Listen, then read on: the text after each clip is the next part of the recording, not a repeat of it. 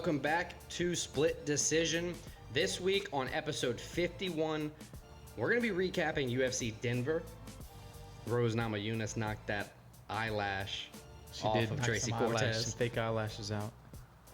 From there, we're going to go to top fives this week. EA college football, is it 24 or 25? 25, back after 10, 11 years. Big, everybody's talking about it. We're going to draft our top sports games. Video games. Man, I put all board games. Damn it. No, I'm kidding. Chutes and ladders. From there, after that, we're going to talk UFC Vegas 94 back in the Apex. Main event for that one is Amanda Lemos, Verna Yandaroba. There we go. It's going to be a great card, a great episode. Stay tuned, and don't forget, for all of the jitterless energy, you're going to go to w.gg, use code SPLITDECISION for 10% off the entire order. w.gg, remember it, it'll be in the description, all that stuff. All right, let's go.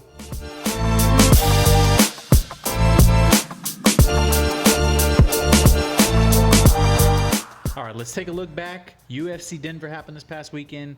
Main event, Rose beat Tracy Cortez. But before we get to the main event, before we get to the main card, Alex, this was not the most entertaining card, not the most boring card. It was kind of right in the middle. Why don't you refresh me on how these prelims went? All right. So starting off, we had Evan Elder and Darius Flowers. They kicked off the whole card of UFC Denver, and with the Phenom, he got kind of caught in the arm, or he caught Darius Flowers in the arm triangle. Second round, just under 2 minutes in, it moved Elder to 2-2 in the UFC. So big props to him. Good for him. Back even. When he came to the UFC, he was 9-0. So he's now, or not 9-0. He was 7-0. Now he's 9-2. So it's looking better for him now. Moving on, Andre Petrosky dominated Josh Fremd to earn his 30-27 scorecard across all three judges, which for the amount of fights me and you watch, that's kind of rare. He notched 3 out of 4 takedowns with nearly 13 minutes of control time. Obviously, that kind of begs to the win there. Next up, Luana Santos. She delivered Maria Agapova her third straight loss and her third straight submission loss. That puts Luana Santos on a 5-fight win streak. She's 3-0 in the UFC. Santos got to, Going opposite directions right there. Right, big opposite. Santos got to close the distance. She scored the early takedown and just didn't really, stop attacking. She went triangle, moved to something else, moved to rear naked choke, ended the ended the fight 3.5 minutes in. I was about to die. I thought so. From there, Montel Jackson pretty much one-punch KO'd Damone Blackshear. The commentary team, Dominic Cruz, was, while the fight was going down, he was saying, man, Montel Jackson's straight punches are so powerful, so fast, and boom. While he was saying that, boom, Damone Blackshear went down with a straight punch. It was quite impressive. Tony Romo-esque, if you will.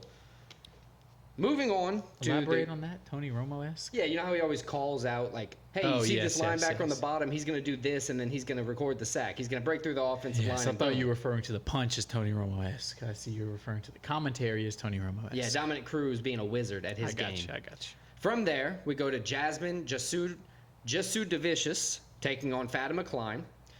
She defeated her. That would be Fatima Klein lost. 30-27 on all three judges' scorecards. This was Fatima Klein's UFC debut, but it was on 2 weeks' notice. So, Jasud Davicius, she doubled the output on the hands, dominated the ground game, did everything she needed to do to earn the victory. And the man, Josh Van, finally had an opponent who didn't cancel on him, who didn't have to cancel. He finally got back into the octagon, and he got beat. Charles Energy Johnson knocked him out 20 seconds into round 3 with crazy uppercut.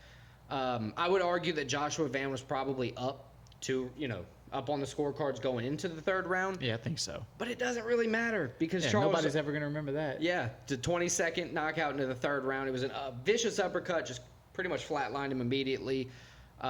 It was great. And then, it put Charles Johnson, gave him his third straight win in the UFC. So he's kind of on his rise. He's ready to fight anytime, anywhere. It's big. That's a good way to lead into the main card, though, a big knockout like that. It's a good way to lead into the main card until you start the main card. With the no contest. Yeah, you get the no contest of Abdul Razak Hassan, Al Hassan, and Cody Brundage. So now that we got that out of the way, let's go to the first real fight. First fight that actually happened. Yeah. Christian Rodriguez versus Rosa. I think both of us had the mentality that Christian Rodriguez, we've seen him a few times. He's been impressive. He's the only guy that beat Raul Rosa. He has a few big names on his resume that he beat. Yep. And then he comes in this fight and gets submitted in the first round. So I was very surprised by this result. Yeah. Julian Erosa did the Dustin Poirier. He jumped the Gilly, got it off his back, and forced the Christian Rodriguez tap. He did the Dustin Poirier, but he jumped the Gilly and finished it. Right. Shout out Dustin Poirier. It was a good performance. I mean, it's hard to judge the whole first round when you just kind of get caught with a sub. I mean, when it's tight, it's tight. They were close on the hands. You know, obviously, how early in the fight was it?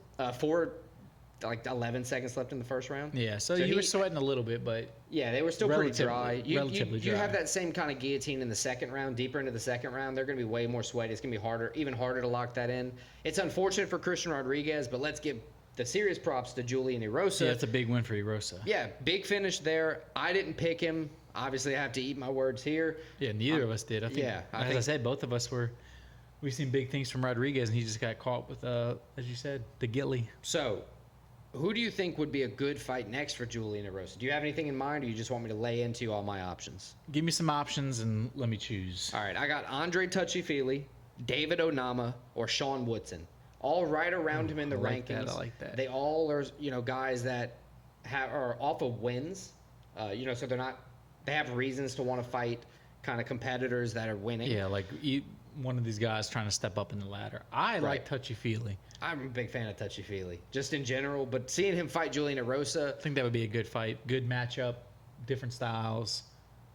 Let him duke it out. I'll pick Touchy-Feely in mine. I like that. Let's move on to the next fight. That would be one of the Bonfim brothers, the heavier one. I get these guys confused so much. All right, so breaking it down real quick. Gabriel Bonfim is welterweight, 170 pounds. Ishmael Bonfim is lightweight, 155 pounds. Which means they probably walk around like 5 pounds away from each other. Realistically, yeah. So Gabriel Bonfim fought and defeated Ange Loosa, 30-27. Remember Ange Loosa? Last time we saw him, Brian Battle. Contest. He's trying to fight Brian Battle after the fight. Yeah, he was more aggressive after the fight than he was during the entire part that it lasted. So Gabriel Bonfim defeated Ange Loosa 30-27, 30-27, 29-28. I thought it was a 30-27. That's how I had the fight. I agree. It was a close first round. I guess that's what they're giving to Loosa there. But I'll say this, a good corner from Bonfim. They led him out and told him what he needed to do. They helped him move into the second round, and then his timing got better pretty much immediately. He found his rhythm, he found his timing, and from there, the beginning of the second round on, he took control of the fight, and it was really his fight. Yeah, good fighters are coachable. They can listen to their coach's advice and adjust, and that's exactly what he did. As you said, he got better as the fight went on. Yeah, I mean, well-deserved unanimous decision win. Yeah, Ange Loosa was forced to just he was forced to shoot takedowns a lot of the time, 4 out of 13, so Bonfim was able to stuff 9 takedowns while throwing 232 strikes. I mean, it was good output. In my opinion, watching the fight, it was a pretty apparent, 30-27 across all, in my opinion. Who do you think could be next for Gabriel Bonfim? I have a few options. Kalen Chaos Williams, Renat Fakhretdinov, or Rude Boy Randy Brown. All kind of strikers who have the ability to do the wrestling if they need to. I would like to see him versus Rude Boy Randy Brown, and really that's because I would like to see, with the length of Rude Boy Randy Brown, I want to see him fight anybody. I want to see how anybody would adjust to that because he's a unique problem. So give me Bonfim, Rude Boy. He's very big in the division, or not very big, very long in the division. He's very long if he was a heavyweight in that size, in that height. He's very long for a fighter. Yes. Yeah, I like Randy Brown. I think that would be a great fight. Let's go to the next one. Drew Dober. I'll call it a rare doctor stoppage loss to Gene Silva. We differed in opinion here. I thought Drew Dober's chin was going to hold up, as it, I guess, did. Yeah, technically it did. Nasty cut, though. Nasty cut. I agree with the doctor stoppage after watching the fight. Lord because- Assassin. I don't know if you call this assassination. Shout out. No, I'll give him the term assassination on that because not many, like, you can't KO Dober. He's pretty much proven that You time don't think and time the theme again. of the week is failed assassinations? I don't think it can be. If he would have lost, that'd have been perfect. Yeah. No. Anyway. But I picked him, so. Drew Dober, I picked Dober. I thought he was going to knock Silva out. Yeah, I think Dober for me was just, you never know how he's going to show up. He didn't fight bad in this fight, but No. yeah, the doctor stoppage, as you said, that cut was just. It was nasty. It was very nasty. So the 27-year-old Brazilian, the younger guy, got That's the his win. Second fight in like 14 days. He fought June 29th. Yeah, he fought on the last pay-per-view. Yeah. He's And now then- 3-0 in the UFC, technically 3 knockout wins, Yep. TKO knockout wins, 14-2 overall. So, I mean, he's on the up and up. This was already his third fight this year. I want to give this guy a banger as his next fight. I have any say-so. But my opinion, Drakkar Klose, Diego Ferreira, or Terrence McKinney. Oh, all those are good. All big bomb throwers. Everybody always looking to knock somebody out. And Gene Silva, and they're all guys that can get finished, too. they've all been finished. Drakkar Klose, we've seen fold. We've seen Terrence McKinney this past A couple times. this most Shout out- recent fight. He shout out couldn't Tim pick up his Kinney. arms. That was scary. Or Diego Ferreira, who's scored quite a few knockouts himself. Give me Closa. I like Closa. I think he's a good fighter. I think it's a good test for Silva. It'd be a good step up, small step up. Good chance to go to 4-0. Good chance to get another knockout. I think it'd be entertaining. Now we go to the only split decision of the night. Santiago Ponzinibbio he took on Muslim Salikov. Muslim Salikov at King of Kung Fu. 40 years old is showing that even if the pace is getting to him, he's gonna stay in the fight. He's still in the fight no matter what. It was a split decision. Muslim Salikov did win. I picked Ponzinibbio to win, I did as well. but I think watching the fight, I think Salikov deserved the win. I agree with you. I think that it's kind of rare- hard to see a split decision because The rare Dagestani that prefers to stand up, by the way. yeah, the striking dag. He was a boxer when he was probably 20 years younger. Yeah. Muslim Literally. Salikov, in my opinion, he did win as well. Not split decision. I think he probably won 29-28 in a It's close a good fight. way to end. He had a 2-fight losing streak coming in. He had lost 3 out of 4, so it was a good way to end it. If you remember the last time he fought, it was a first-round knockout loss to Rude Boy Randy Brown, who we talked about earlier. So this was a good way for Muslim to bounce back. As you said, split decision, but I think it's a deserved win for him. Yep. So I'm gonna go old man versus old man. I mean, this is what this fight kind of was: 40-year-old versus 37-year-old. Yep. I'm gonna go in Stephen Wonderboy Thompson, Carlston Harris, or Max Payne Griffin. I don't think he's ready to jump up to Wonder Boy's level yet. I don't mean, think so. he could beat Wonder Boy. I don't know if he deserves to jump up to that level yet. And I don't know if Wonderboy, because like when I you're don't know if 40, Wonder Boy- he's not taking a- your fight numbers, the amount of fights you have left. Wonder are Boy's like, limited. I got to take fights that mean something. Right. It may not be ready for him. Give me the other 2 names. Carlston Harris. He just recently was Chaos Williams' most recent victim. And then Max Griffin. Max Payne Griffin. He's like 37, 38 himself. He's one of those guys who's just a banger. He wants to Give fight. me Payne Griffin. I think he Salikov, although he ended his losing streak, ended 3 out of 4 losses. He still needs to get a couple wins to kind of get that Momentum. Split decision win. That's like I got the win, but I still need a little more to. Yeah, you go home convincingly- happy, but you I can still do feel a more. little unfinished. Can do more. Yeah, absolutely. All right, let's go main event. Perfect fight, in my opinion, for a ladies' fight Rose looked good. because of Rose. Not to say anything bad about Cortez. Rose just was the dictator of the fight. I mean, recently in Rose's past few fights, she's so talented, but you never know which Rose is going to show up. Sometimes she's very passive. right. When she's aggressive and she's on her game, she's probably one of the most fun fighters to watch. Absolutely. I think tonight she was on her game, or Saturday night she was on her game, and she showed there's levels to this, and she showed she's at least one level, probably a couple levels above Tracy Cortez. It was interesting to see, even though Tracy Cortez took the fight on short notice, it was interesting to see her struggle to make weight, number one. That was the first time she's lost by decision, too. It was also her first loss in the In the UFC, UFC, I know. which that was the biggest surprise to me. Me was too. That I mean, I knew she was only 11-2, but I figured that she would have lost in the UFC at least one of those 2 times. But yeah, definitely got to give Rose her flowers. But she was definitely prepped for Macy Barber, which I would say is a way tougher opponent than Tracy Cortez at this point. Yes. So I think that kind of helped Rose feel more comfortable fighting just freely. You know, it led to her doing those 5 takedowns, getting the control time. Yeah, Rose it was an all around win, all around domination damn near. Yep, I would say domination. So Rose is back. I know we probably said this her last fight, but Rose is back. Thug Rose. She needs to keep being aggressive, and she'll be fighting for the title soon. I don't know if she gets it next. She said she wanted it I don't next. think she gets it next. I don't think you get it off of beating Tracy Cortez. So she lost to Manon Fiorot, who's ahead of her in the rankings. Fiorot's either getting the title shot next or getting the winner of Grasso. So I agree with Fiorot there. Maybe Aaron Blanchfield, because they haven't fought. If Shevchenko and Grasso don't end up fighting, that's a possibility. Give her Shevchenko. I'm talking about Rose. Yeah. Yeah. I'm talking about Rose fighting Shevchenko if Grasso Shevchenko doesn't happen. If Grasso fights Fiorot next. Yeah, you have Shevchenko to needs a fight, so Shevchenko Rose. Right. Winner gets the title shot. Rose isn't the fighter who's just going to sit around and wait. She's going to fight somebody in the meantime up there in the rankings. The other option I have is once Macy Barber gets healthy. You know how I think that's probably the one to make. You have Rose who just fought a 25-minute fight. She took damage, whether she took a lot of damage or not. She's still going to be on medical leave for however many months, which gives Macy Barber some time to get back. If not either one of those, Manon Fiorot's rematch, if she would accept it. I doubt she would accept it because she's in line for a title shot, in my opinion. I think Macy Barber's the one to make. I think that's the one that was an interesting fight coming in. Should have been, yeah. It should have been the fight. This one, it would have been 2 different styles.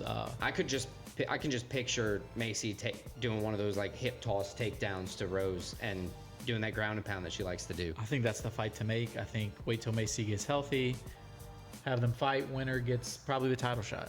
Yeah, because of Rose's performance, I don't think she lost any step from fighting Tracy Cortez, especially winning how she did. Like she fought perfectly for it. Yeah, I agree. All right. Peace.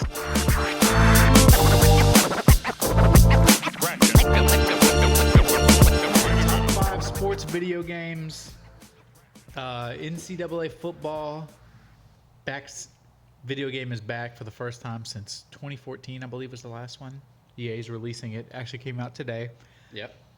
So that got us thinking a good theme for this week. Top 5 sports video games. Lot to choose from. I think I have a few on here you're not thinking of. I think you probably have the same. Yeah, I agree. But I have the first pick, I believe. Yep, first pick. So my first pick is actually going to be, as you know, my weekly guest pick from my beautiful girlfriend, Clara. This is actually a game I probably would have had near the top of my list, probably number 1. This is a game I play with her. It's been a big bonding thing for y'all. Has been a big bonding thing. I loved it before.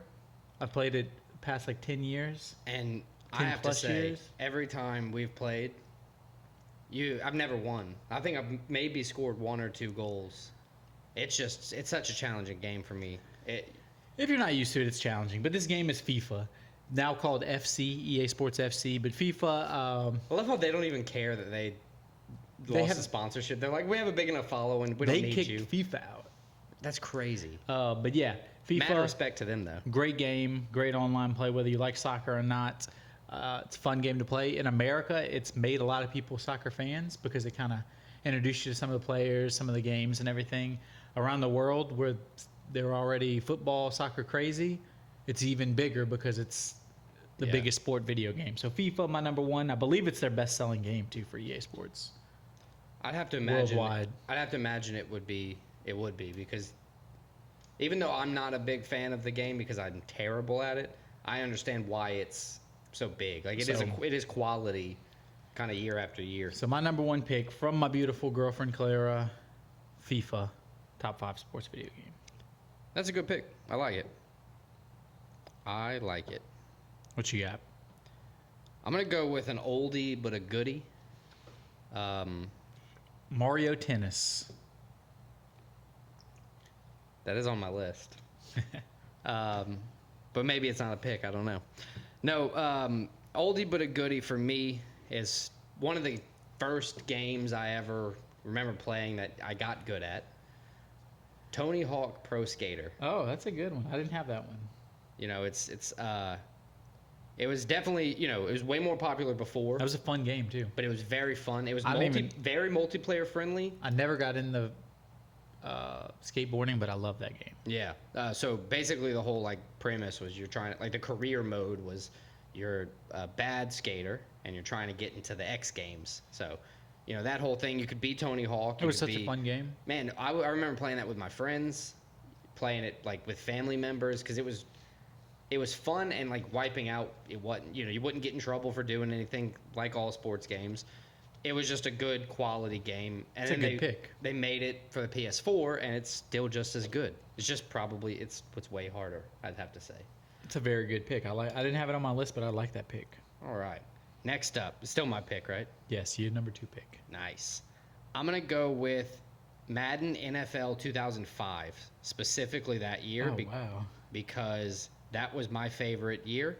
Probably the best I ever was at Madden came from that PS2 disc with Ray Lewis on the cover.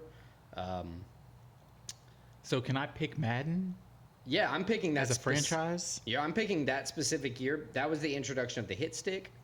So you really got to start laying people out from 2005 forward. It was just a really good game. In my memory, that was the career mode was, you know, the first thing I experienced like a sports career mode in. So I being the love career quarterback. modes. Shout out career modes. Just in general, shout out Yeah, career I modes. love career modes. But yeah, doing that career mode, like being a quarterback, it really put me in the framing of it. It made me feel like, oh, I could do this.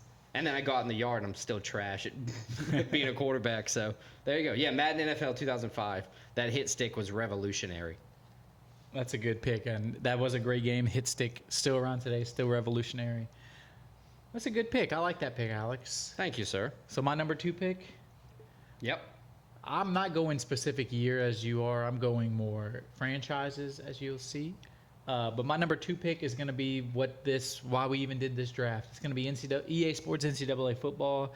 Back after 11 years, I think it's much like Madden, obviously, because you're playing football. I like it more than Madden. So I've never been like a big watcher of college football, so my gravitation has always been towards Madden growing up. Now everything, almost everybody I talk to, they're like willing to buy a PlayStation 5 just for this game because they don't care about Madden. They want this game back. After all this time, they want NCAA football. Well, college football just has more passion than. So I think that's part of it. There's more teams. Gameplay is a little bit different, enough different where you can have fun.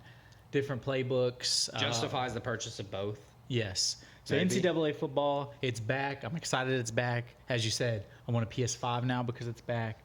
But that's my number 2 pick as a franchise. EA Sports NCAA football. That is a good pick. I mean, like you said, it's the whole reason we did the draft. It's solid. So now my number 3 pick. Is this where the rubber meets the road? Yeah, because I have a safe one I might go with. I think our lists are wildly different here. I'm going to go with the safe one because I know it's a good pick. You mentioned it earlier. You picked a specific game. I'm picking the franchise. Madden. I mean, it's iconic as a sports video game. It is. It's been around since the 90s. It revolutionized sports video games, I'm pretty sure. It's what put EA Sports, specifically EA Sports, on the map, especially in America. Yeah, definitely. I mean, every year it's got to be one of the best-selling games. It's a big deal. Madden ratings are a big deal. It's crazy that the Madden ratings are a huge deal, but the crazier thing is like the big complaint is that they don't change too much, but it's still one of the best-selling games. Still one of the best-selling, and yeah. It's like, God, I hate that they don't change much. Let me give them my money. But at the same time, they change a lot. You're going to be like, what the hell is this? Right. They do an overhaul. Everybody hates it. I think it's just impossible with 8 billion people around. It's just impossible to People please. love to hate. Oh, yeah. Especially the internet. Have you ever talked to a Star Wars fan? Oh, People yeah. love to hate. Well, that's what Marvel fans turn into now, too. Yeah, basically. But, yeah, we digress. But Madden is my number 3 pick. That is a good pick. For Madden. Sports video games. What's your 3 and 4, Alex? Man, all 3 of your picks are football in some way, shape, or form. Yes. My third pick, I think my whole draft is just going to be where you're going, general franchises. I'm going with games that I have the biggest ties to. So my third pick has got to be MVP Baseball 2005. It's a good one. Is that the one with Manny Ramirez on the cover? He played for the Red Sox then. That one was great. That was kind of another game. That was the first baseball game I got into. That was the first baseball game I got into as well, because before that I had a Sega Genesis, so it was very terrible graphics. So the PS2 was really revolutionary for all that, for me and for a lot of other people. But that game was great. The career mode was awesome. You had the home run derby modes. You had the franchise modes where you could be more or less like the manager and play the games, or just sim the games and control the money and all that. But they also had like the cheats where you could like name your player Isaiah Patterson or Peterson or something like that. Yeah. And he would be like this tall, and all he would hit would be like bombs. And then the best player in the game was Barry Bonds. Was like the only guy that didn't give his consent to be in the game. So it was a white guy named something Dowd. Yeah. He was the best player in the game. Yeah. It was a random guy. But yeah, that is a good game. MVP. That was the first baseball game I got into. I guess 2005 was a big year for me for sports. Yeah. Sports games at least. So yeah, that's my third pick. MVP Baseball 2005. Manny Ramirez on the cover. That's a good pick. Mine. I'm gonna stick with the franchises that I've been going with, the general franchises. But it's still my fourth pick. Boom. Oh wow! I almost gave you a pick. Oh, I should have let you keep talking. Damn. Oh well. Anyway, my fourth pick is going to be something a lot more recent than those two.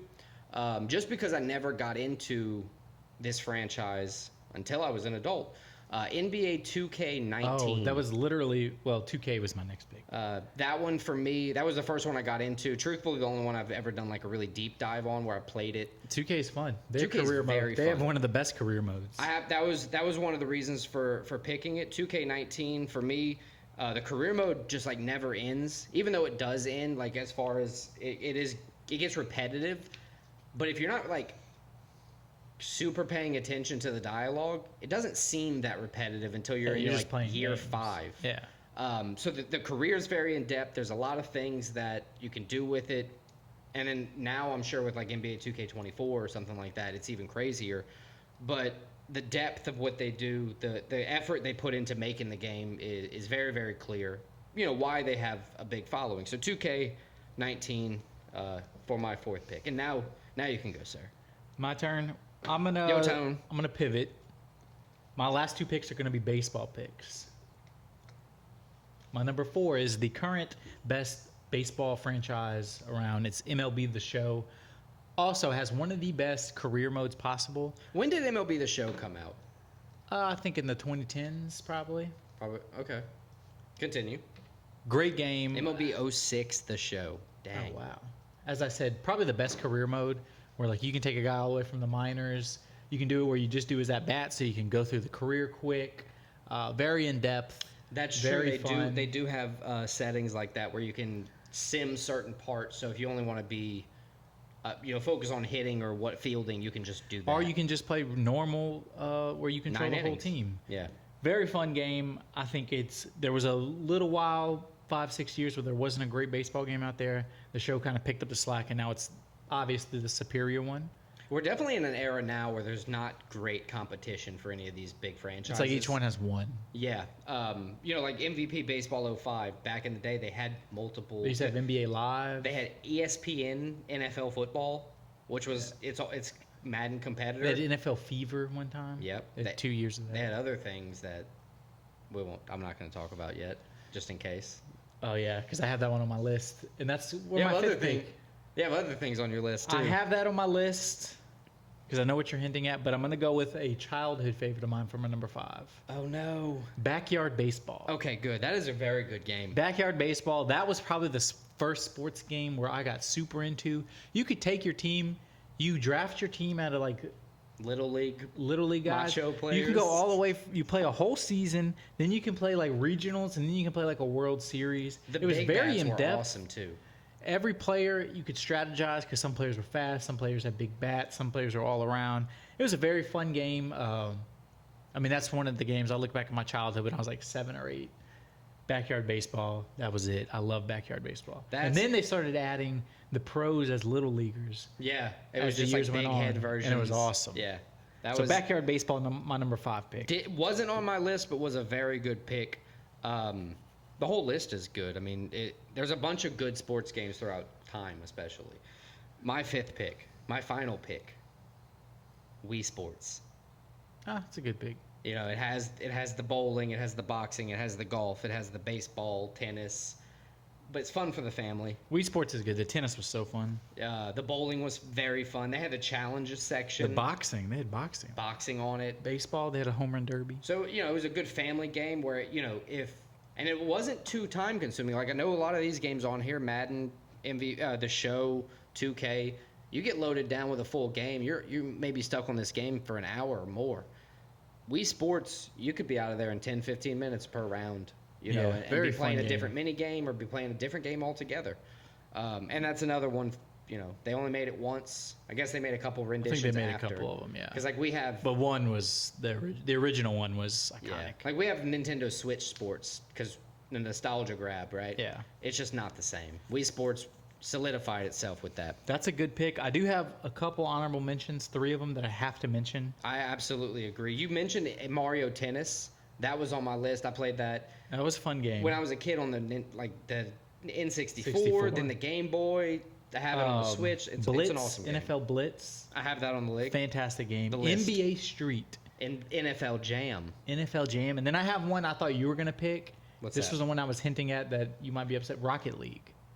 So I thought about it, and I just have trouble considering it a sport. I know it's I like in think the it's esports sport. category, but so is Fortnite. I think it's a sport. You know, I think Rocket League's it. It's a game where you're playing against each other. Mario Tennis, like we said, NFL Street. There's the Mario. UFC, What about racing? Does so that count? I had trouble. I know there's NASCAR I was thinking about games Forza, and and I F1 didn't games. put it on there. There's those two, but Mario Kart. I don't play them, so I didn't pick them. Yeah. UFC games, those are fun. Very challenging. Very online. repetitive though. Very repetitive. But I will say for like UFC 5, for instance, the story, the career mode, you can tell that they took some things from like NBA 2K, you know, with the agent talks and, you know, the different things like that. And then like golf games, PGA Tour, Yeah, PGA. Tiger Woods, Rory McIlroy. There's been Jordan Spieth on the cover. There's been a bunch of different ones. They all have similar things. My favorite's probably that Rory McIlroy one. But yeah, those are my. Let's run through the top 5 and A lot then of we'll good close ones. this thing out. As you said, let's recap mine. Number 1, From My Beautiful Girlfriend, Clara, FIFA. Number 2, NCAA football. Number 3, Madden. Number 4, The Show. Number 5, Backyard Baseball. I'm gonna shout out my wife because I messaged her, said top sports games. She just didn't respond. So there's that. Shout out Maddie. Shout out Maddie. So my number 1 is Tony Hawk. This list was crafted by myself, is what that means. Number 2, Madden NFL 2005. Number 3, MVP Baseball 2005. Number 4, NBA 2K19. And number 5, good old Wii Sports. There you go.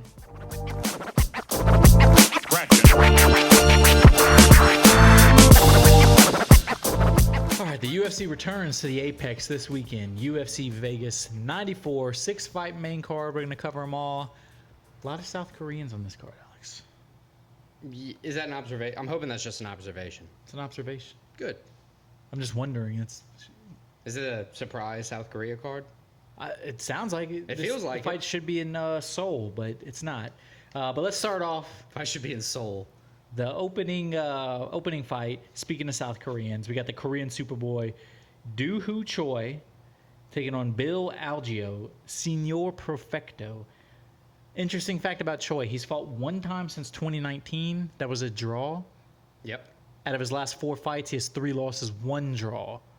So I saw not the best trajectory for Choi. He's trying to restart his career, so say. Bill Algeo comes in 5-4 in the UFC, 18-8 overall. He did lose his last fight, a first-round KO to Nelson.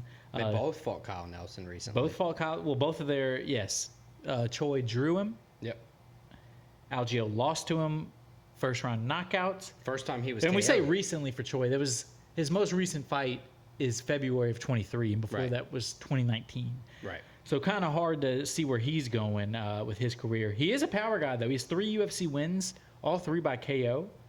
So it's an interesting fight. What Choi shows up? Is he going to be a new fighter? Is he a guy that has put the past behind him? His last few fights haven't gone his way? Or is Algeo the guy who's been much more active? Does he have the advantage in this? So Choi's never won as an underdog in the UFC. That's one little weird fun fact. That is a fun fact. And he's Not for currently him. the underdog. Take that as you will.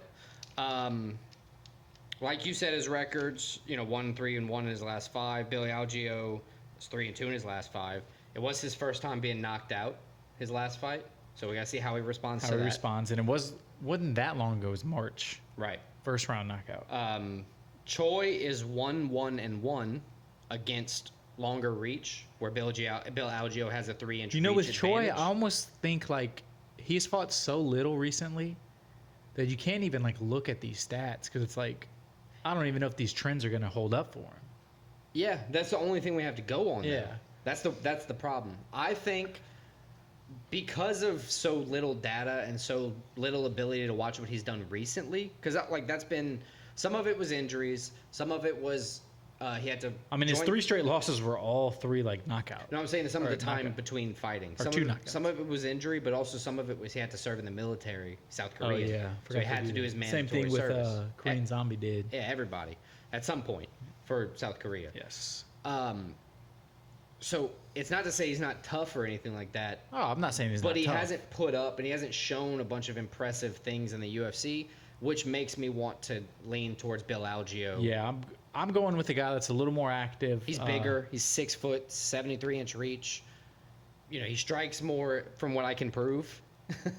I think Algeo's going to rebound off of the bad loss he had last fight.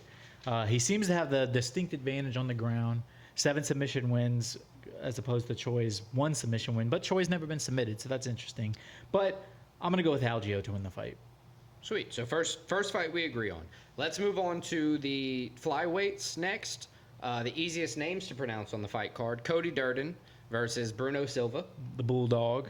So Cody Durden in his career is 16-5-1, and Bruno Silva is 13-5-2. So pretty similar there. Durden 5-3-1 in the UFC. Silva 3-2-1 no contest in the UFC. Yep.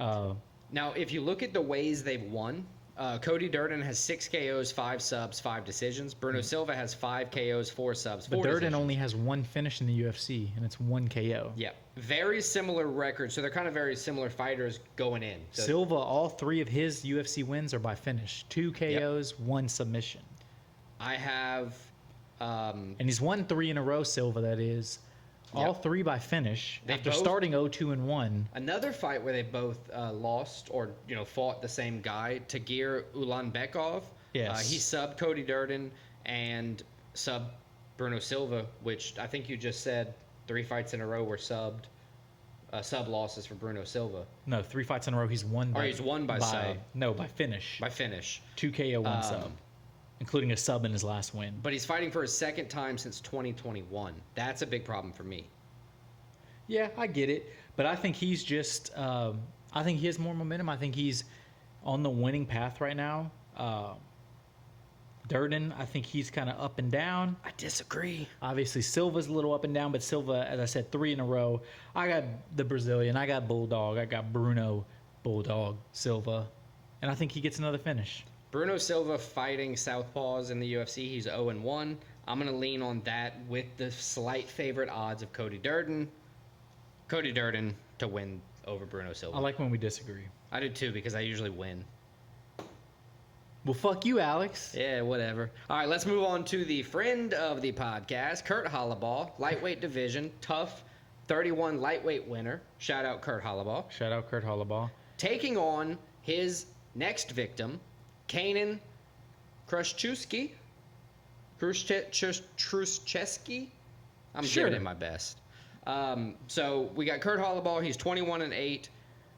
He's 1-1 this time His in the third UFC. time in the UFC, he's 1-1. He's coming off of a loss. It was a tough unanimous decision loss, but this is his third time in the Trey UFC. Ogden, that man just forcing shoulders pinned to the canvas for 3 straight rounds.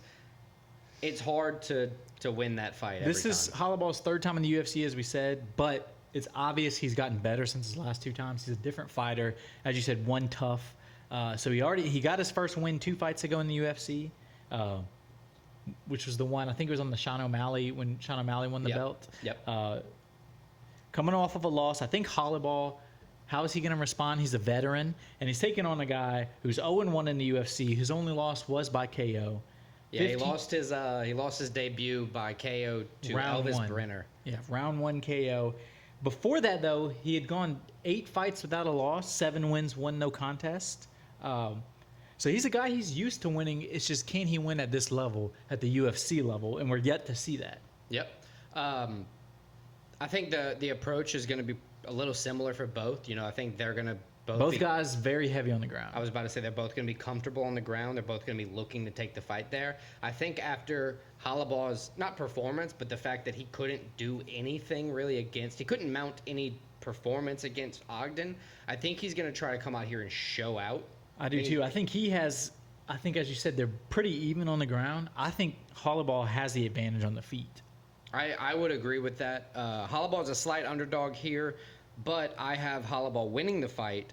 I think it's going to be, not the easiest fight for either guy. I think it's going to be a test, being that they're very similar. But I think Holloway is going to come out with the victory here. I got Kurt too. I got the hurt. I got Holloway winning the fight. Sweet. All right, let's go to Steve, the Mean Machine Garcia, taking on Sung Woo Choi. His nickname is Sting. Sting. Sung Woo Choi. Sting. Like the lead singer of The Police. Yes. Every breath you take. Both guys 6 foot.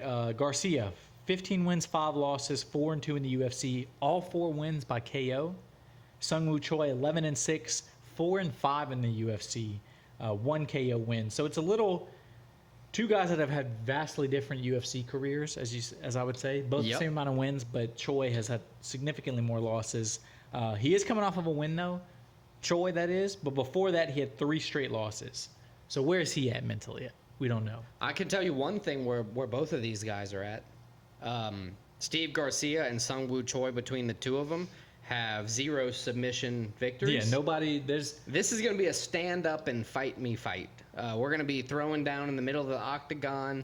We're going to be looking for timing. We're going to be looking to knock somebody out for this entire 3 rounds. As I said before, all of Garcia's wins in the UFC, 4 of them, all by KO, TKO. Yep. So that's what he's going to be trying to do. Choi is 1-2 against southpaws. Steve Garcia is a southpaw, to point that out. Southpaw with power. That's dangerous if you struggle against southpaws. Yeah, if you can't see it, you're not ever going to see it because you're going to be sleeping. He's also 33%, so he's winning 1 out of every 3 as the underdog, which these odds for the whole card are very, very close. Yeah, a lot of close fights. But I want to see that because at that point it takes, the fighter actually coming out there and win it, not being discouraged that they're the plus 700 underdog. They know all this stuff. They see the talks on the internet. Sung Woo Choi has the chance here, but I think Steve Garcia is going to win, probably by knockout. I agree. I think Garcia gets the knockout. 5 straight wins. Also, I have to root for 4 Garcia. straight wins. 5. America. Yes. Boom. After this past weekend, come on. All right, let's go on to the next one. We both agree Steve Garcia is going to knock out Sung Woo Choi. But speaking of that, Speaking of going for the American. Oh, yeah. Against South Korean, your whole logic goes out in this next fight for me. Brad Tavares, who I've hated ever since he just started leg kicking the shit out of Chris Weidman's first fight back. Yeah, it really makes you hate him, man. Taking on the Iron Turtle, Jung Young Park. Jung Young Park, 7-3 in the UFC. He is coming off of a tough split decision loss, but before that, had 4 straight wins. He's won 6 out of his last 8 fights. So he's a guy that's had a lot of success in the UFC. And in those 4 straight wins he had, 3 of those were subs. And he's taking on a guy in Brad Tavares who is 15-9 in the UFC. Only 2 finishes. Those are 2 KO finishes. But he's not a guy. He's a guy that if he's going to win a fight, he's not an idiot for sure. He's going to go to the scorecard. He's going to We saw against Chris Weidman where he wasn't trying to be popular. He was trying to win the fight. That was the best way to win the fight. But I hate him for it. I thought he was going to cripple Chris Weidman for life. I thought we were going to have to rewatch that leg break. Yeah, I thought so too. God. But Iron Turtle, as you said, he's killer on the ground. He's very dangerous on the ground. He also has some power in his hands too. He hasn't shown that in the UFC yet, but 5 career KO wins. Yep. That's something to watch out for. Now, going back to Tavares, while we hate him, He's 1-3 in his last 4, Tavares, though, and his only win was against Weidman coming off of a leg break. Right, but he faced Duplessis, Rodriguez, RoboCop. Those were 2 of the last 3 losses. Yes. Bruno Silva, which we're about to see what Bruno Silva's made out of coming back here. So he's fought some good guys, but then he also fought Izzy, Edmund Shabazi, and he's fought dogs. Robert Whitaker, Yoel Romero. When Yoel in 2014, Yoel Romero when he was probably 40. he fights everybody. He goes to decision. That's how he was He's a going to win. decision guy. I think Jung Young Park, the Iron Turtle, is going to. One interesting thing, though, Tavares has never lost by submission. That's fine.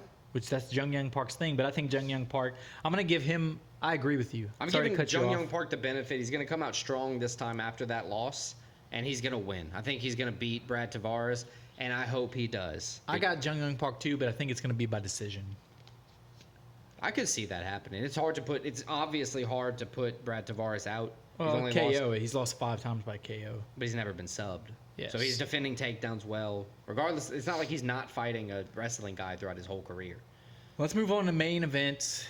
Kind of surprising. Second week in a row, a women headline the UFC card. That might be a first. Is that just an observation? Yeah. Or do you have an issue with it? No, I don't have an issue. I'm just saying it's surprising. The UFC doesn't typically do that. Amanda Why? Lemos, I don't know. Ask Dana White. He said about 10 years ago he'd never let women fight in the UFC, and here we are. Well, we got Amanda Lemos, Amanda Nina, Nina, the Brazilian, taking on her countrywoman, Verna. I'm going to give you Verna's last name. Verna Yandaroba. Yandaroba is 20 wins, 3 losses, 6-3 in the UFC. She's taking on Amanda Lemos, as we said, 14 wins, 3 losses, 1 draw, 8-3 in the UFC. One interesting thing, Lemos, 5 of her 8 wins are by finish in the UFC. So that's 3 KOs, 2 subs. So she's a lady that likes to get the finish. And 11 of her 14 wins in her career by finish. Yeah, so she even outside of the UFC, she doesn't go to the scorecard a whole lot. And then Verna, on the other hand, loves submissions. 13 out of her 20 career wins are by submission, and she has never been finished. So it's an interesting matchup right here. Verna has won 3 straight and 5 out of 6, but she is coming off of but she won her last performance in March, a nice performance against Godinez. Lupi Godinez. Lupi. Yeah. So this is an interesting fight. I think both women come in with a lot of momentum. Lemos has won 3 out of 4. Both, I think, are hitting. They're older, 36 and 37 respectively, but both are kind of hitting that peak where they're at the top of this division, and they legitimately, the winner of this is probably a win or 2 away from getting a title shot. Yeah, I was about to say that. You have Amanda Lemos, the number 3 women's strawweight.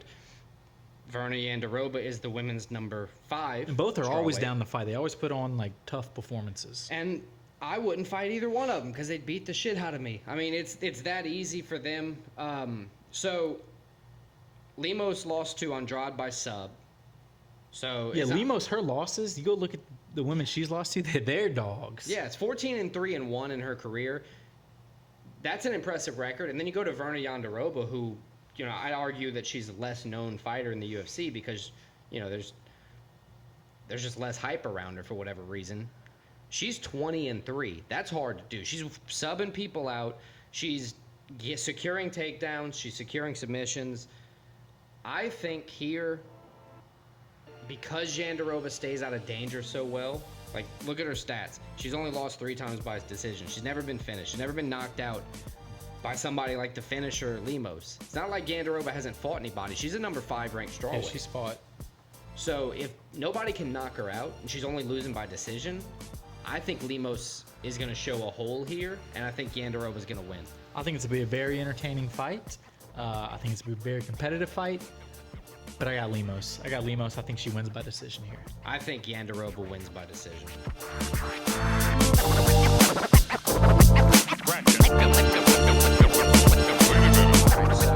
So to kick off this week's edition of Stakes and Takes, we're going to talk what we got wrong and right for UFC Denver and the picks we brought. So let's just kind of rewind a little bit.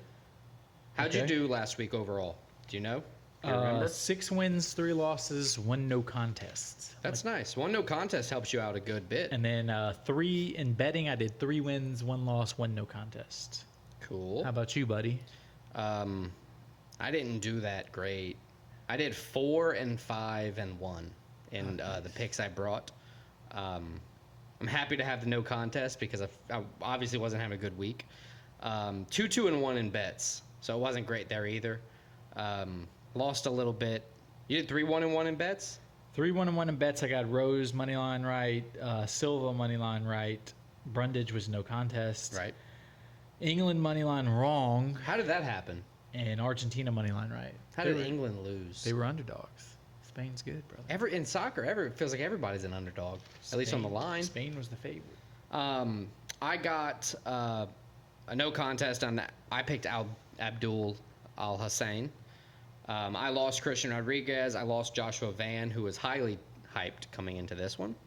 But I did get right Rose Namajunas Nice. and Rory McIlroy, top Nice. 10 Scottish Open. He won last year. I didn't think he was going to repeat, but I thought he was going to do well. He plays Had a like good performance. 5th overall. So for the total standings, for total picks, just the weekly 10 picks or as many as we can get together, I'm now 98 wins, 59 losses, 3 no contest pushes, draws, whatever you want to call them. Christian, you are 103 wins, 54 losses, and 3 push draws, no contest, whatever. You said we have like a month and a half, Yes. 8 weeks, something like that, to finish this thing up. So I need to be right more than I'm wrong from here on out. Probably. I need to gain some ground. For the betting portions, we're still doing okay. I have 52 wins, 30 losses, 3 no contests. I'm up 22.63 units over the course of the last 17 weeks, so that's fine. You have 54 wins, 30 losses, and 1 no contest, 18.17 units up. So we're doing okay there. Let's talk this week. We're tasked to bring some things to the table. We're going to be talking about, obviously, UFC. So I think 6 Vegas UFC 94, picks. 6 picks. So 4 pick your own picks. Let's run down our picks, just so if Okay, people are clicking on other things, they can just have the picks just straight up. I got Amanda Lemos, Jung Young Park, Steve Garcia, Kurt Holloway, Bruno Silva, and Bill Algeo. All right, I'm going to run it from the other direction. I have Bill Algeo, Cody Durden, Kurt Holloway, Steve Garcia, Jung Young Park, and Verna Yandaroba. Okay, so a few different right there. Yep. And now you want to go over our new picks, our pick your own picks? Yeah, so we're each tasked to bring, we try to get to 10 to make it a good solid number. So we're each this week bringing 4 to the table. I've decided to bring 3 additional UFC fights that we were not originally talking about. And I'm talking the Open.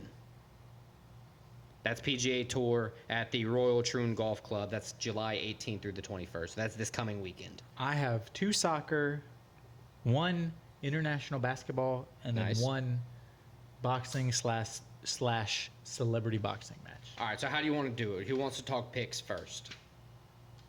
You want me to give go? Yeah, you give me your picks. I'll give you my picks, Alex. All right, so starting off heavyweights, starting off the entire fight card for UFC Vegas 94 in the Apex, Muhammad Usman, the brother of the Nigerian Nightmare.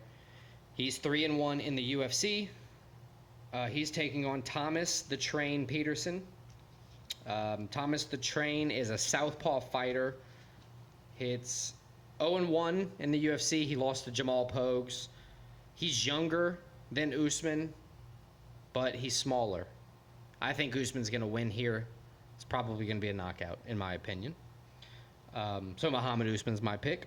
Moving on, Brian Kelleher, Cody Gibson. Brian Kelleher is 2-3 in his last 5. He lost the last 3 in a row by finish, so that's not looking great for him. He's won 80% as a favorite and like 37% as the underdog. So he's the underdog here. I don't think he's going to beat Cody Gibson. Cody Gibson's also 2-3 in his last 5, but he's never been KO'd or TKO'd. Yeah, Cody Gibson for that one, for that pick. Last one for the extra fights, Jung Yong Lee, the Korean Tiger. He's taking on Haider Emil, the Hurricane.